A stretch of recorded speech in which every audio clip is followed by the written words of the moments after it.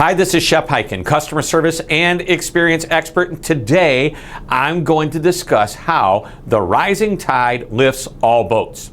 Don't you just hate it when you're talking to someone in a store or on a customer support call and the person says, "I'm sorry, that's not my department"? Well, here's an extreme example of that exact situation.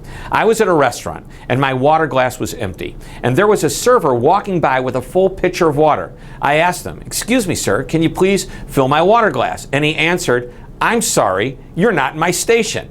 I thought about what just happened. You know, he had the pitcher of water. He was walking right by me. All he had to do was pour the water. But because he was not my regular server, he made a choice not to take care of me. The problem is that regardless of the tables he was assigned to serve that night, he still represented the restaurant and just tainted the experience for the rest of the evening. Now here's another example with a happier ending.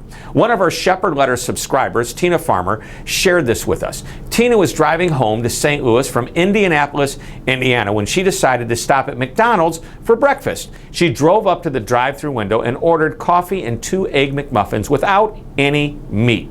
Now, for those that might not know, the Egg McMuffin is an egg sandwich with an egg, a slice of cheese, and a slice of Canadian bacon. McDonald's caters to vegetarians and even has a special key on the ordering system and cash register that states "No Canadian bacon." Tina looked at the receipt, which indicated the order was correct, and she drove off. And once on the highway, she opened her Egg McMuffin to find a sausage patty had been substituted for the Canadian bacon. In other words, it had meat. She was disappointed and she was hungry. And then she saw a sign advertising another McDonald's at the next exit and decided to try her luck at this location. Now, rather than go through the drive-through lane, she went inside to place her order, and she explained what happened and showed the young man working at the counter the receipt that she had from the last McDonald's.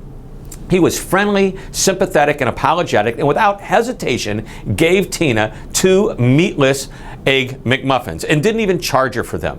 Now, maybe the McDonald's were owned by the same people, or maybe they weren't. It really doesn't matter. One covered for the other's mistake, and the way they went about it was textbook perfect. The employee at the second McDonald's didn't make excuses. He only apologized, smiled, and took care of the customer. He was not only representing his McDonald's, he was representing all McDonald's. And there's an old saying, "A rising tide lifts all boats." And I'm sure the first McDonald's errant order was an innocent mistake. When the employee at the second McDonald's took care of Tina, he became a McDonald's brand ambassador. He restored Tina's faith in all of the McDonald's restaurants. And that is what this is all about. You represent your brand. You represent all of the people you work with. When you do a good job, the customer says, "I like doing business with them." Yet it was just you. So be the one that raises the tide, the one that lifts all boats.